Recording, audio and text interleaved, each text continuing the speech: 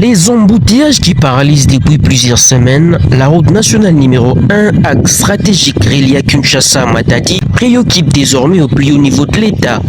Face aux longues files de véhicules et aux perturbations du trafic, le gouvernement central a convoqué une réunion de crise autour de cette situation devenue critique pour les usagers et les opérateurs économiques. Autour de la première ministre Julie Soumino Tuluka, plusieurs membres du gouvernement central, les autorités provinciales de Kinshasa et du Congo central, ainsi que le représentant du secteur des transports ont pris part aux échanges afin d'identifier des solutions urgentes. À l'issue de cette rencontre, le ministre des Infrastructures et Travaux publics, John Banza, a annoncé une série de mesures immédiates destinées à désengorger la RN1 et à rétablir progressivement la fluidité du trafic. Oui, il y a déjà des mesures à court terme.